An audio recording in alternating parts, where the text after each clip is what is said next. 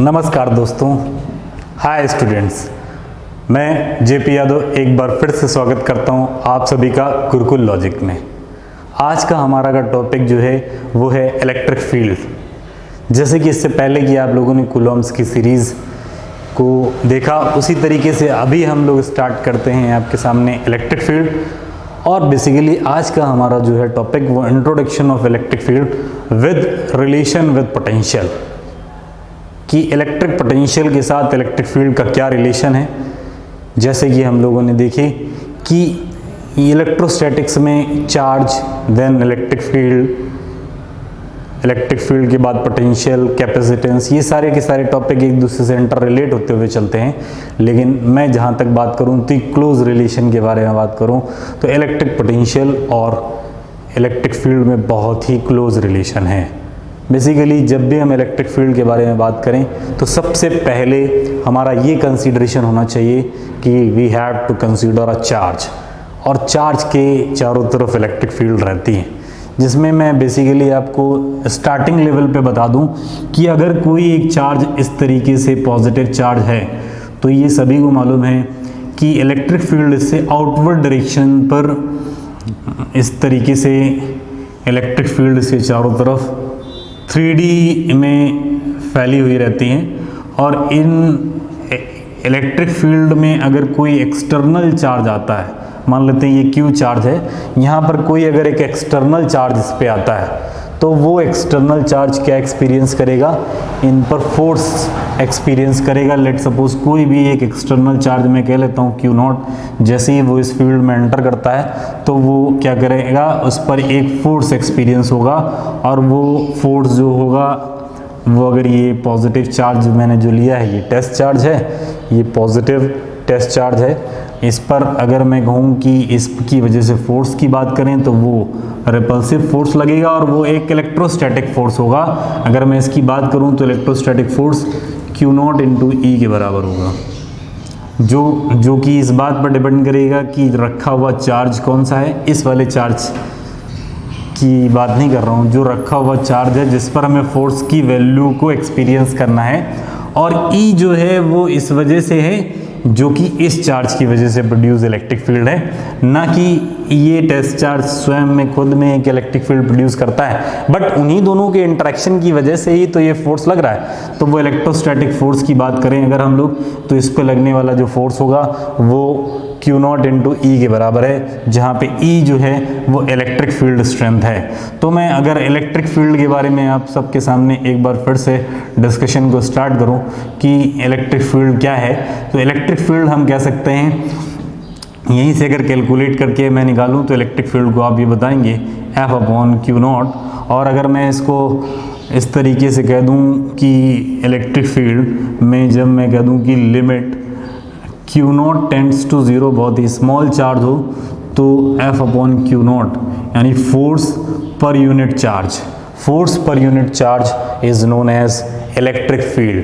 Force per unit charge is known as electric field. मैं अगर इसकी यूनिट के बारे में बात करता हूँ तो वो यूनिट यहीं से आप देख सकते हैं कि हम लोग न्यूटन पर कूलॉम यूनिट लिख सकते हैं।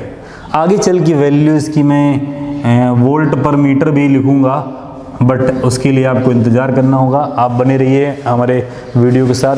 ये कैसे आता है इसके बारे में भी हम लोग डिस्कस करेंगे आगे फर्दर कि ये वैल्यू कैसे इसकी यूनिट में आती है। जैसे अगर मैं इसकी डायमेंशन के बारे में बात कर लेता हूँ, तो डायमेंशन के बारे में अगर हम लोग बात करें तो हम लोग क्या कर देंगे, फोर्स की डायमेंशन लिखेंगे, दैट इज़ mL/t-2। और यहीं पर अगर मैं कहूँ कि चार्ज की डायमेंशन लिख दीजिए, दैट इज़ AT। वो आपको सभी को मालूम है कि Q is equals to IT होता है, और I की जो यूनिट है या फिर डायमेंशन है वो A, और यहाँ से हम लोग AT वैल्यू लिखते हैं। तो इसको अगर हम लोग कैलकुलेट करके आपको बताएं तो हो जाएगा mL/t⁻³ A⁻⁻1, that is the dimension of electric field। यहाँ से मैं कहूँ कि इलेक्ट्रिक फील्ड को आपने फोर्स पर यूनिट चार्ज के टर्म्स में देखा, बट मैं अब इलेक्ट्रिक फील्ड को ऐसे बात कर रहा था कि भाई कोई चार्ज है, उसकी वजह से चारों तरफ इलेक्ट्रिक फील्ड एक्सपीरियंस होती है, ये चारों तरफ स्कैटर्ड होती है। बट मैं बात करूँ ना आप लोगों से कि यार रियल में एक स्टूडेंट कैसे समझे कि इलेक्ट्रिक फील्ड होती क्या है, तो उसके लिए मैं सबसे बात करूँ जैसे कि कुछ एग्जिस्टेंस या कुछ को रिलेट करने की बात करें, तो जैसे कोई चार्ज को अगर मैं कहूँ तो उससे इलेक्ट्रिक फील्ड होती है। इस तरीके से इसको आप समझ सकते हैं कि जैसे मैं कहूँ कि कोई कोयले का टुकड़ा आप कि अगर ये वहाँ से निकाल लीजिए फर्नेस से, उसके चारों तरफ देखेंगे तो हीट रहती है, उसे हीट बाहर की तरफ निकल रही होती है। चार्ज के जैसे हम लोग जाएं उस कोल के पास, कोल जो ब्लॉक है जो या फिर जो जल रहा हुआ कोयला है उसके पास जब जाते हैं तो वहाँ देखते हैं टेम्परेचर बहुत हाई होता है। जैसे जैसे हम उससे दूर जाते जाते हैं तो टेम्परेचर धीरे धीरे क्या होता रहता है, डिग्रेड होता रहता है। तो दूसरे टर्म्स में हम कह सकते हैं कि उसका टेम्परेचर ग्रेडियंट क्या होता जाता है, एक टेम्परेचर ग्रेडियंट है उनके बीच में। जैसे हम लोग उसकी डिस्टेंस को ट्रैवल करते हैं, उस कोयले से दूर की तरफ जाना स्टार्ट करते हैं तो वहाँ पर एक टेम्परेचर ग्रेडियंट सा मिलता है, मतलब टेम्परेचर में वेरिएशन मिलता है। जैसे हम near to closer, near to far end की तरफ हम लोग बाहर की तरफ जाते हैं उससे, तो एक हमें क्या मिलता है कि एक temperature difference with respect to distance मिलता है। इन द सेम वे यहाँ पर भी हम लोग देखेंगे कि वोल्टेज डिफरेंस मिलता है। जैसे जैसे हम इस चार्ज से दूर की तरफ जाएंगे तो we will find a voltage difference in between the points. जैसे मैं मान लो कि यहाँ पर एक आपसे पॉइंट कह देता हूँ कि पॉइंट ए है, दूसरा पॉइंट यहाँ पे मैं कह देता हूँ पॉइंट बी है। तो जैसे आप ए से बी की तरफ अप्रोच करेंगे तो आपको क्या है कि पॉइंट ए का अलग पोटेंशियल और पॉइंट बी का एक अलग ही पोटेंशियल मिलता है। तो यहाँ से मैं कुछ कह रहा हूँ कि पोटेंशियल को और इलेक्ट्रिक फील्ड के बीच में कुछ रिलेशन इस्टेब्लिश करने के बारे में बात करने जा रहा हूँ आप लोगों से कि किस तरीके से पोटेंशियल और इलेक्ट्रिक फील्ड के बीच में रिलेशन इस्टेब्लिश की जा सकती है। आइए मैं इसी पे आपको आगे ले चलता हूँ कि लेट अस कंसीडर कि हमारे पास कोई एक इलेक्ट्रिक फील्ड जो गिवन है, वो इलेक्ट्रिक फील्ड आप सभी लोग जानते हैं एक वेक्टर क्वांटिटी होती है। तो वेक्टर क्वांटिटी है तो इसको वेक्टर के फॉर्मेट में ही इलेक्ट्रिक फील्ड को अगर मैं लिखूं तो E इज इक्वल्स टू, आप लिख सकते हैं इसका x component EX I cap, इसका y component EY J cap और इसका z component EZ K cap. तो साथ में अगर मैं इस तरीके से चल रहा था और मैं आपसे ये कहूँ कि मैं इसको जैसे ही कंटिन्यू आगे करते हुए चलता हूँ, फिर मैं इसको इस तरीके से लिख दूँ कि जो EX है इसको आपसे कहें कि इस तरीके से लिख दीजिए कि ये वेलोसिटी ग्रेडियंट के टर्म्स में जैसे हम लोग लिखा करते थे पहले 11th में वेलोसिटी ग्रेडियंट, वैसे ही मैं वोल्टेज ग्रेडियंट के बारे में बात करूं कि वोल्टेज यानी पोटेंशियल ग्रेडियंट के बारे में बात करूं कि potential change with respect to distance के बारे में जब हम लोग डिस्कशन करें, तो इस टर्म्स में अगर मैं इसको लिखना चाहूं तो यहाँ पर मैं लिख सकता हूं minus delta we by delta x और आई कैप लिख सकते हैं। यहाँ पर लिखेंगे हम लोग माइनस डेल्टा वी और बाई डेल्टा वाई और यहाँ पर जे कैप लगाएंगे। साथ में ही लिख सकते हैं delta we upon delta Z, ये माइनस पे ही रहेगा और यहाँ पर लिख सकते हैं हम लोग के कैप। तो साथ में अगर ये सब सारे के सारे माइनस में एक साथ ले आऊँ तो आप लिख सकते हैं डेल्टा वी डेल्टा एक्स, ये पार्शियल डिफ्रेंशिएशन है एक्स कंपोनेंट का, ये पार्शियल डिफ्रेंशिएशन है जो है वाई कंपोनेंट का वोल्टेज की। और इसी तरीके से मैं और आगे की बात करूं तो ये है partial differentiation of voltage with respect to z. इस तरीके से मैं इसको लिख सकता हूं इलेक्ट्रिक फील्ड को। तो यहाँ पर आप देखिए कि जो E की वैल्यू है वो इस तरीके से लिखी जा सकती है, जहाँ पर इसमें जो वेरिएबल हैं वो x, y, z होने की वजह से मैंने इनको अलग अलग इनको डिफरेंशिएट किया है। लेकिन अगर कोई एक ही सिमिलर वेरिएबल चल रहा होता और मान लेते हैं कि वो r के टर्म्स में हम लोग इसको डिफरेंशिएट कर रहे होते तो E हम लोग लिख सकते थे माइनस dv बाई dr। यहाँ पर पार्शियल लेने की ज़रूरत नहीं पड़ती क्योंकि एक ही वेरिएबल चल रहा होता है, यहाँ पर अलग अलग वेरिएबल थे, दैट्स वाई मैंने x, y और z में पार्शियल डिफरेंशिएशन लिया। Change in x axis potential में जो ग्रेडियंट आ रहा है, वाई एक्सिस में जो पोटेंशियल में ग्रेडियंट आ रहा है और जेड एक्सिस के जो पोटेंशियल ग्रेडियंट आ रहा है। तो यहाँ से आप देख पा रहे हो कि negative of potential gradient is known as electric field. Negative of potential gradient ही इलेक्ट्रिक फील्ड है। तो पोटेंशियल ग्रेडियंट और इलेक्ट्रिक फील्ड में यहाँ से एक छोटा सा रिलेशन इस्टेब्लिश होते हुए हमें दिख रहा है। इस रिलेशन के बारे में मैं बात करूं तो यहीं से अगर मैं कहूं कि भाई ये यूनिट की जो मैं बात कर रहा था वोल्ट पर मीटर, वो कहाँ से आती है, वही यहीं से आप देख सकते हैं कि यहाँ से मैं यूनिट के बारे में बात करूं तो आप लिख सकते हैं यहाँ पर V के लिए वोल्टेज और R के लिए मीटर। तो वोल्ट पर मीटर आप यहाँ से इसकी यूनिट को देख सकते हैं कि इसकी यूनिट वोल्ट पर मीटर रहेगी। तो इलेक्ट्रिक फील्ड को जैसे जैसे मैं आपको एक्सप्लेन कर रहा हूँ कि ये फोर्स पर यूनिट चार्ज है और साथ में वोल्टेज के टर्म्स में बात करें तो ये क्या है कि वोल्टेज जो है ग्रेडियंट है, negative of voltage gradient is known as electric field. और साथ में अगर हमें कोई भी पोटेंशियल की कोई इक्वेशन दी रहती है तो हम लोग इलेक्ट्रिक फील्ड को कैलकुलेट कर लेते हैं। तो आइए चलते हैं, हम लोग क्या करते हैं, एक पोटेंशियल की यहाँ पर क्या ले लेते हैं, इक्वेशन ले लेते हैं और साथ में इलेक्ट्रिक फील्ड कैलकुलेट करने की कोशिश करते हैं। तो इस तरीके से हम लोग एक छोटा सा क्वेश्चन लेके तो कॉन्सेप्ट समझ पाएंगे कि कैसे अगर हमें पोटेंशियल गिवन है तो फिर हम वहाँ से इलेक्ट्रिक फील्ड किस तरीके से कैलकुलेट कर सकते हैं, उसके बारे में प्रैक्टिकल वे में समझ लें कि रियल में पार्शियल डिफरेंशिएशन कैसे करते हैं और किस तरीके से हम लोग जो है इलेक्ट्रिक फील्ड को कैलकुलेट करते हैं। तो इसको आप ध्यान से देखिए। तो देखिए एक क्वेश्चन जो ले लेते हैं वो हम लोग वोल्टेज गिवन है, अगर हमारा V is equals to A I cap plus B j cap plus C k cap, और इसका फॉर्मेट इस तरीके से भी दिया हो सकता है कि V is equals to A x plus B y plus C z. ये कोई दोनों फॉर्मेट में क्वेश्चन को दिया जा सकता है और आपसे ये कह सकते हैं कि इलेक्ट्रिक फील्ड की कैलकुलेशन को बताइए कि रियल में इससे क्या इलेक्ट्रिक फील्ड निकल के आने वाली है।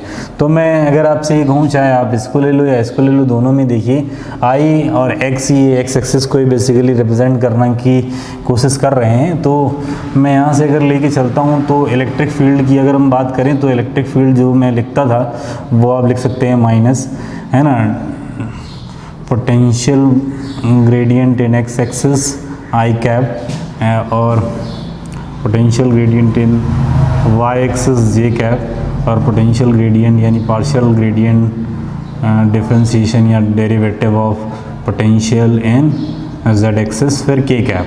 इस तरीके से आप इसका डिफरेंशिएशन कर लीजिए। और इसको अगर मैं लिखूं तो यहाँ पे आप लिख सकते हैं ए आई कैप, क्योंकि x का पार्शियल डिफरेंशिएशन अगर होगा तो वो 1 आएगा और बाकी इनका 0 हो जाएगा क्योंकि x के रिस्पेक्ट में करेंगे। फिर हम लोग जब इसकी बात करेंगे तो फिर पार्शियल डिफरेंशिएशन पूरे का जब हम करने चले v का, तो v के टर्म्स में जैसे मैं मान लेते हैं y का कर रहा हूँ तो वैसे लिखूँगा dv अपॉन dy और y को छोड़कर बाकी सबको कांस्टेंट लेंगे तो ये 0, यहाँ पे b और ये वाला 0, क्यों, y का 1 हो जाएगा क्योंकि इसी के रिस्पेक्ट में करना और बाकी को मैं 0 कंसीडर कर लेता हूँ। ये बात आप लोग को सबको मालूम है, तो इस वजह से यहाँ पर मैं इस तरीके से लिख लेता हूँ। पार्शियल डिफरेंशिएशन अगर मैं करने जा रहा हूँ z का, तो z का जब हम पार्शियल डिफरेंशिएशन z के रिस्पेक्ट में करेंगे तो इसकी वैल्यू c और यहाँ पर हम लोग लगा देंगे k। तो यहाँ से इलेक्ट्रिक फील्ड जो है वो इस तरीके से मैं डायरेक्टली लिख सकता हूँ कि ये वैल्यू आने वाली है। यूनिट आप लिखेंगे वोल्ट पर मीटर या फिर मैं यूनिट लिख सकता हूँ यहाँ पर क्या, न्यूटन पर कूलॉम, जो कि यूनिट होती है। इस तरीके से ये चीज़ें हमें पहले से ही मालूम है। इन दोनों की यूनिट ही वोल्ट पर मीटर या मीटर न्यूटन पर कूलॉम रहती हैं। मैं अभी जो है नेक्स्ट जो डिस्कशन आपके साथ करने जा रहा हूँ कि यहाँ से मैंने बताया पहले कि आपको वोल्टेज दिया होगा, कुछ इलेक्ट्रिक फील्ड निकाल देगा, ए बी सी की वैल्यूज़ दिया होता है। जैसे मान लेते हैं, छोटा सा एग्जांपल मैं यहीं पे ले लेता हूँ, ये v इज इक्वल्स टू मान लेते हैं 2x plus 3y minus 5z ऐसे करके दिया होता है। तब अब इलेक्ट्रिक फील्ड जब निकालते तब क्या लिखते, E is equals to minus dv by dx of i cap plus dv by dx dy of j cap plus dv by dz of k cap. यहाँ से आप कैलकुलेट करके अगर निकालते हैं तो ये माइनस एक्स का अगर पार्शियल डिफ्रेंशिएशन करता 2 आई कैप, इसका करता तो 3 वाई का 1 हो जाता जे कैप, इसका करता तो कितना हो जाता 5 के कैप। इस तरीके से हम लोग क्या है इलेक्ट्रिक फील्ड की वैल्यूज़ को लिख सकते थे। यहाँ से इलेक्ट्रिक फील्ड हमारी ये वैल्यूज़ आ जाती। तो यहाँ से पोटेंशियल गिवन होने पर हम लोग आराम से पोटेंशियल गिवन होने पर क्या निकाल सकते हैं इलेक्ट्रिक फील्ड की कैलकुलेशन कर सकते हैं। इसी की अगर मैं दूसरे टर्म्स के बारे में बात करूँ कि अगर भाई हमें पोटेंशियल गिवन था, इलेक्ट्रिक फील्ड निकाल दी, और कहीं इलेक्ट्रिक फील्ड गिवन हो पोटेंशियल निकालने की बात है, तो क्या हम ऐसा कर सकते हैं? हाँ, हम ऐसा भी कर सकते हैं। बस इसी रिलेशन का ही इस्तेमाल करके हम लोग क्या हो कि इलेक्ट्रिक फील्ड गिवन हो तो हम लोग पोटेंशियल को भी कर सकते हैं। तो फर्दर मैं इसी तरीके की रिलेशन इनके बीच में आपको दिखा देता हूँ कि जब कभी भी आपको इलेक्ट्रिक फील्ड गिवन हो तो पोटेंशियल या पोटेंशियल डिफरेंस या यूं कहें कि एब्सोल्यूट पोटेंशियल निकालने की ज़रूरत पड़ जाए तब कैसे निकालते हैं, तो इसको आप लोग समझ लीजिए। आप लोग लगातार एंड तक बने रहिए क्योंकि ये जो टॉपिक मैं लेके चल रहा हूँ ये बेस हैं, और इसी के हिसाब से ही आप जानते हैं कि जब मैं बेस आपको पूरा आपके साथ खड़ा कर दूंगा तो जाके आपको इनके साथ जब न्यूमेरिकल्स हम लगाएंगे, वो किसी भी तरीके का न्यूमेरिकल हो वो आपको एक सपोर्ट प्रोवाइड करता है, आपको एक स्ट्रेंथ प्रोवाइड करता है, जिसकी हेल्प से आप क्या कर सकते हैं कि बहुत अच्छे से क्वेश्चंस को सॉल्व कर सकते हैं। पहले तो आइए कि मैं इसका कुछ एप्लीकेशन पार्ट देख लूँ जो आपने सीखा। जैसे वोल्टेज का अगर मैं बात करूं तो बच्चे जानते हैं कि कोई पॉइंट चार्ज से r डिस्टेंस पर अगर मैं बात करूं कि यहाँ पर पॉइंट P है और इस जगह पे वोल्टेज की बात करें तो जो लोग जानते हैं कि इसकी potential 1/4 pi epsilon not Q/R होगी, और किसी भी पॉइंट चार्ज की वजह से यहाँ पर r डिस्टेंस पर अगर इलेक्ट्रिक फील्ड की बात की जाए तो इस जगह पे इलेक्ट्रिक फील्ड जो होती है वो 1/4 पाई एप्सिलॉन नॉट Q/R² होती है। ये कोई बड़ी डील नहीं है, इनकी कैलकुलेशंस आप लोग जो है कर सकते हैं, फोर्स पर यूनिट चार्ज करके ये वैल्यूज़ निकाल सकते हैं। तो उस पर डिस्कशन नहीं करेंगे। अभी मैं बेसिकली रिलेशन एस्टेब्लिश जो किया था उसी को चेक करने की बात कर रहे थे कि पोटेंशियल अगर गिवन हो तो इलेक्ट्रिक फील्ड देखिए क्या निकलता है रियल में। तो देखते हैं कि हमें पोटेंशियल जो गिवन था V = -1/4 pi epsilon not Q/R। मैं अगर इसको क्या करूं कि डिफरेंशिएट कर दूं, एक ही वेरिएबल है R, तो R के रिस्पेक्ट में डिफरेंशिएट कर दीजिए। तो पार्शियल मत लिखिए, पूरे का पूरा डिफरेंशिएशन लिख सकते हैं आप, क्योंकि एक ही वेरिएबल है। अगर अलग अलग होते तो अब देखते कांस्टेंट टर्म कांस्टेंट रहेगा 1/4 पाई एप्सिलॉन नॉट Q इसी तरीके से रहने वाला है। जब मैं डिफरेंशिएशन करने चला तो डिफरेंशिएशन किसका करने चला, इसका डिफरेंशिएशन करने जा रहा हूँ। ये r⁻⁻1 है, इसका डिफरेंशिएशन करेंगे। तो जैसे ही मैं इसका डिफरेंशिएशन करने जा रहा हूँ d/dr करा मैंने, तो इसकी वैल्यूज़ अब देखेंगे क्या हो जाएगी -1/, इससे जो माइनस साइन आ गया वो आगे लिख दिया है। इसके बाद जो Q है वो Q लिखा रहने दिया, और r⁻⁻1 का क्या हो जाएगा r⁻²। तो यहाँ से अगर मैं देखूँ ध्यान से कि जो dV/dr की वैल्यू आपके सामने जो निकल के आई है उसको देखिए, -1/4 पाई एप्सिलॉन नॉट है ना, वो क्या हो जाएगा Q/R²। ये अगर इलेक्ट्रिक फील्ड की बात कर रहे थे तो इलेक्ट्रिक फील्ड हम जानते हैं कि नेगेटिव ऑफ पोटेंशियल ग्रेडियंट होता है, तो आपने नेगेटिव ऑफ पोटेंशियल ग्रेडियंट लिखना चाहा, ये रहा पोटेंशियल ग्रेडियंट, इसका नेगेटिव करेंगे तो ये माइनस और ये माइनस क्या हो जाएगा प्लस हो जाएगा। तो उसकी वजह से आप देख रहे हैं किसी पॉइंट चार्ज की वजह से इलेक्ट्रिक फील्ड जो है वो पोटेंशियल से अगर मैंने निकालनी चाहिए तो वो मैं उसको निकालने में सक्सेसफुल हूँ। इस तरीके से आप देख पा रहे हैं कि इन दोनों के बीच में जो रिलेशन इस्टेब्लिश करने की बात मैंने कही थी कि अगर आपको कभी भी पोटेंशियल गिवन हो तो आप इलेक्ट्रिक फील्ड निकाल सकते हैं, और साथ में इलेक्ट्रिक फील्ड गिवन हो तो पोटेंशियल भी निकाल सकते हैं। अब हमारा फर्दर डिस्कशन यही होगा कि इलेक्ट्रिक फील्ड गिवन हो तो पोटेंशियल कैसे, या पोटेंशियल ग्रेड जो डिफरेंस है एब्सोल्यूट पोटेंशियल है वो कैसे निकाल सकते हैं। आप बने रहिए, मैं आपको बताता हूँ कैसे निकाल सकते हैं आप पोटेंशियल डिफरेंस। तो इसको आपने समझा, जैसे कि ग्रेडियंट की हेल्प से इलेक्ट्रिक फील्ड निकालना समझा, बिल्कुल उसी तरीके से मैं आपको थोड़ा सा हैंड दूंगा। जो आपने ये फॉर्मूला देखा है इसी फॉर्मूले का ही यूज़ करना है, और बस आप पूरी तरीके से सीख पाएंगे कि रियल में क्या और किस तरीके की कैलकुलेशन की जानी चाहिए इसको कैलकुलेट करने में। तो आप सभी लोग जानते हैं हम लोग निकालने जा रहे हैं एक रिलेशन इस्टेब्लिश किया हुआ था, वो आप समझ चुके हैं, माइनस dv/dr। यहाँ से मैं आपसे कहूँ कि भाई r का इधर मल्टीप्लाई कर दीजिए तो ये हो जाएगा e और डॉट dr, और ये माइनस साइन अगर मैं इधर लगा लूँ तो ये dv हो जाएगा।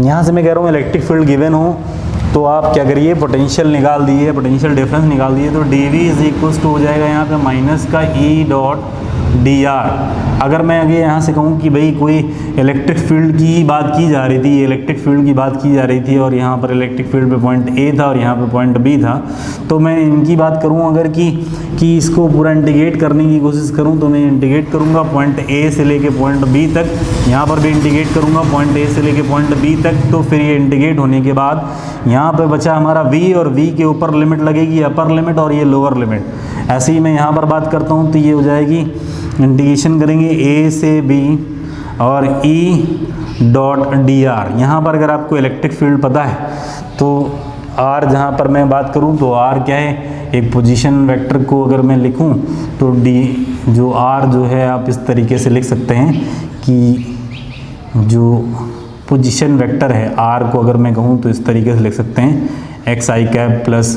yj cap plus zk cap, यानी कि वो 3D में एक वेक्टर है। और इलेक्ट्रिक फील्ड जो है ये दी जो होगी वो 3D में भी दी हो सकती है, 2D में या फिर 1D में किसी में भी दी हो सकती है। मान लेते हैं कि अगर मैं आपसे यही कहूँ कि हमें भाई ऐसा है कि दो पॉइंट के बीच में पोटेंशियल डिफरेंस बताना है, दैट मीन्स एब्सोल्यूट पोटेंशियल बताना है इनके बीच में क्या रहेगा। तो मैं अगर बात करूँ कि एब्सोल्यूट पोटेंशियल बताना है, दैट मीन्स हमें बताना है इनके बीच में potential difference VA minus VB, अगर ये निकालना है, या फिर और VB माइनस VA, दोनों में से कोई भी वैल्यू पूछ सकता है, तो ये दोनों वैल्यूज़ आप निकाल सकते हैं इसी की हेल्प से। आइए, मैंने कहा था आपको गिवन है, जो गिवन है वैल्यू वो हो सकती है कि इस तरीके से मैं जर्नलाइज फॉर्मेट में ले रहा हूँ। फिर कभी भी आपको ऐसी ज़रूरत पड़ सकती है कि आपको कोई स्पेसिफिक वैल्यू दी हो, आप स्पेसिफिक वैल्यू डाल दीजिएगा। मैं मान लेता हूँ कि लेट जो E आपको गिवन है वो that is E is equals to जो गिवन है वो है आपके सामने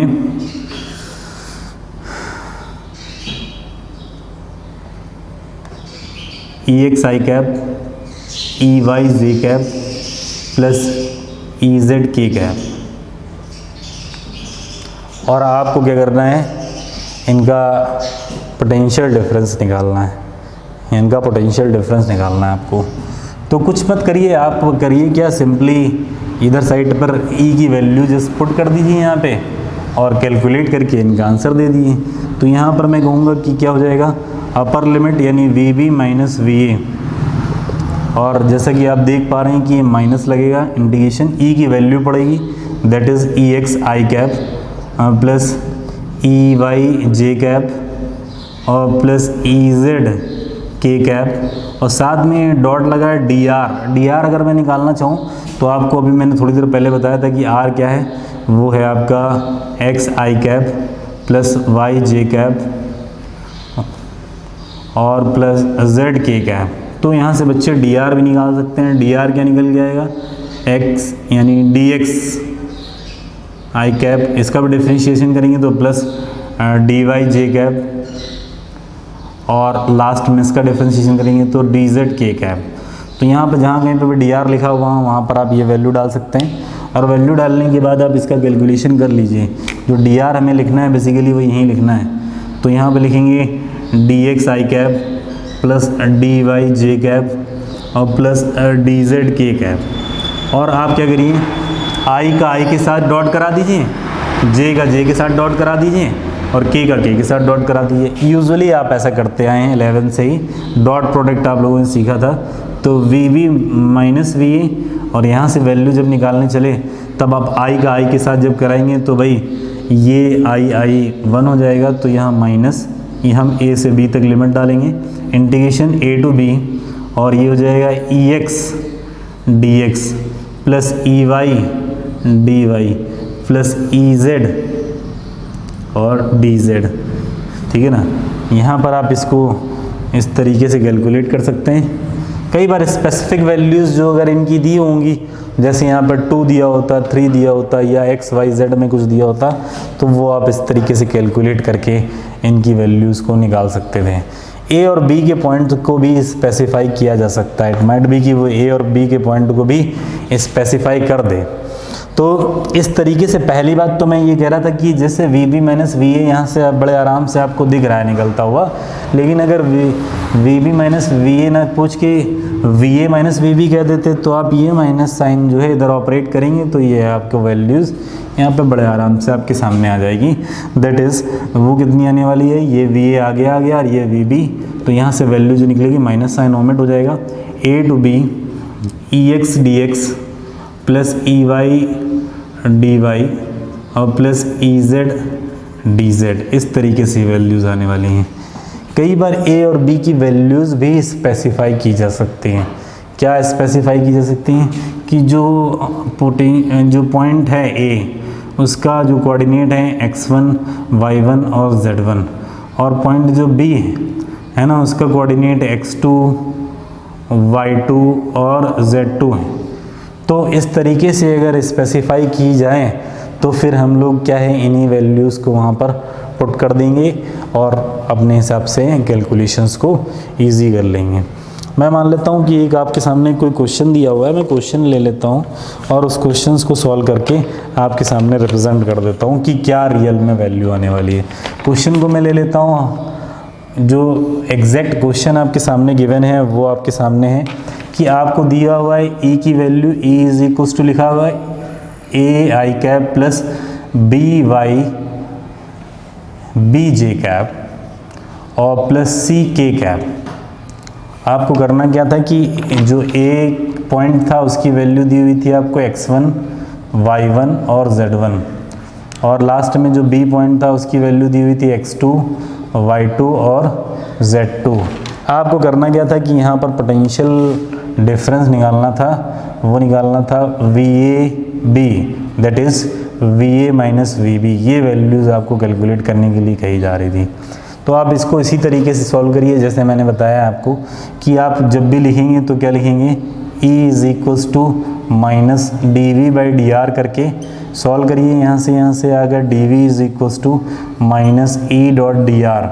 आप E की वैल्यू लिख दीजिए और सॉल्व करने की कोशिश करना स्टार्ट कर दिए। ए से B D V minus E की वैल्यू लिख दीजिए। आप क्या दिया हुआ है, A I cap plus B J cap plus C K cap, और साथ में यहाँ पर dr की बात करें तो dr को आप लिख दीजिए किस टर्म्स में, वही जो मैंने आपको बताया था x i cap, y j cap और z k कैप, यानी कि x का कंपोनेंट, y का कंपोनेंट और z का कंपोनेंट आपके सामने यहाँ पर गिवन है। तो आप यहाँ पर dr लिखा रहने दीजिए और dr को नेक्स्ट टर्म में आप इंक्लूड करके इस तरीके से लिख सकते हैं। तो मैं अगर यहाँ से आपसे ये कह दूँ कि भाई रियल में आपको वैल्यूज़ क्या कैलकुलेट करके लानी है, तो इंटीग्रेशन यहाँ पर देखिए लगा रहेगा। ये इंटीग्रेशन की बात करें तो a से b तक इंटीग्रेशन आपका लगा हुआ है, और साथ में जब मैं x, y और z का इसमें एंटर कराऊंगा तो आपके सामने कुछ ऐसी सिचुएशन आ जाएगी। इसी सिचुएशन के हिसाब से मैं इसको हैंडल करके रिज़ल्ट का आप कैलकुलेशन कर सकते हैं। बहुत इजी पार्ट रहेगा, कोई बड़ा टफ टास्क नहीं है। और आप a और b और c की जब वैल्यू लिखने चलेंगे तब आप देखेंगे केवल x का कंपोनेंट यहाँ आएगा, y कंपोनेंट और z का कंपोनेंट। आइए मैं आपको यहाँ रिजॉल्व करके बड़े आराम से इस जगह पर मैं कैलकुलेशन को इस जगह पे कर देता हूँ कि ये जो कैलकुलेशन है इसको मैं कैरी करके लेके आता हूँ। आपके सामने रिप्रेजेंट है ए से बी और लिखा हुआ डी वी, और यहाँ पर जो भी इक्वेशन है उसको मैं पूरा एज इट इज़ लिख लेता हूँ। A to B A I cap plus B J cap plus C K cap. देखिए ये पूरा का पूरा बेस्ड आपका जो डी आर था वो उसको आप एक्सपेंड करके लिख सकते हैं, डी एक्स आई कैप और डी वाई जे कैप और प्लस डी जेड के कैप। तो इसको हम लोगों ने वेक्टर फॉर्मेट में, पोजीशन वेक्टर के फॉर्मेट में लिख लिया है। मैं बता रहा था डॉट प्रोडक्ट दोनों वेक्टर का ही होता है, तो डी आर भी एक तरीके का वेक्टर क्वांटिटी ही है। तो वेक्टर के फॉर्मेट में, आई जे के फॉर्मेट में हमने जैसे ही लिखा, इस तरीके से डॉट प्रोडक्ट जब कराने चलते हैं तब आप देखिए डॉट प्रोडक्ट में आई का आई के साथ प्रोडक्ट होता है तो ए डी एक्स हो जाएगा, और जे का जे के साथ होता है तो क्या होगा, आप अलग अलग लिखना चाहें लिख सकते हैं। ए ऑपरेट कर दीजिए इंटीग्रेशन तो बी डी वाई हो जाएगा, और प्लस लास्ट में ए टू बी अगर हम लोग जाते हैं तो यहाँ पर सी डी जेड हो जाएगा।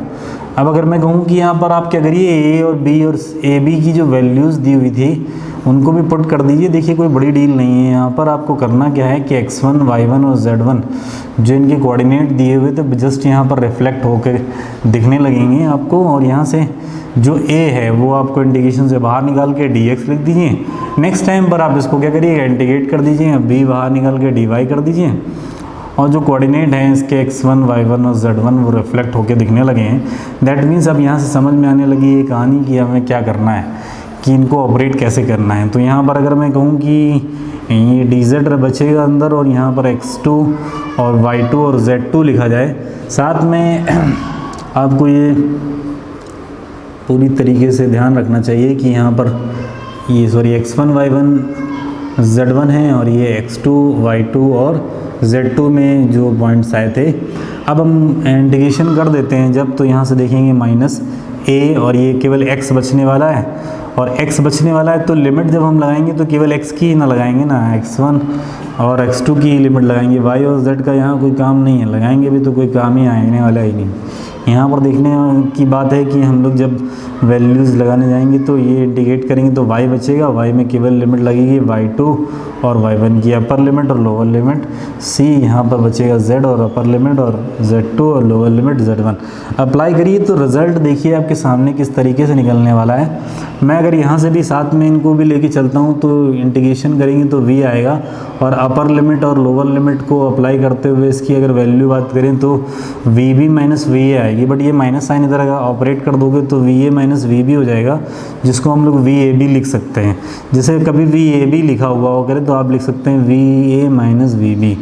जैसे ही अगर कहीं वी बी ए लिखा हो वी बी ए तो आप लिख सकते हैं V B minus V A, that is first minus last one. इस तरीके से लिखते हैं। तो यहाँ से ये माइनस साइन मैंने इसको ऑपरेट करके दे दिया है, और वैल्यूज़ को लिखें तो अब देखिए कितना सुंदर सा इक्वेशन आपके सामने आ रही है, y2 माइनस y1 और c a z2 minus z1। तो यहाँ से आपको दिया हुआ था आपको क्या, इलेक्ट्रिक फील्ड, और यहाँ से आप देखिए पोटेंशियल का कैलकुलेशन आप आसानी से कर सकते हैं। दोस्तों यहाँ पर आप सब लोग बने रहिए, सीखते रहिए गुरुकुल लॉजिक में। मैं जे.पी. यादव आपके सामने फिर से एक बार लेके आऊँगा इसी की फर्दर सीरीज़, जिसमें आप लोग को मैं बताऊँगा कि उसके डेरिवेशनल पार्ट के बारे में डीपर कॉन्सेप्ट पे और जाएंगे, जिन पर ज़्यादातर स्टूडेंट्स को ज़्यादातर इश्यूज़ होते हैं। फिर साथ में फिर मैं इसकी क्वेश्चंस की सीरीज़ स्टार्ट करूँगा। इस तरीके से मैं आपको एक पूरी तरीके से इसका फुल नॉलेज देने वाला हूँ। तब तक के लिए आप बने रहिए मेरे साथ गुरुकुल लॉजिक में। Thank you.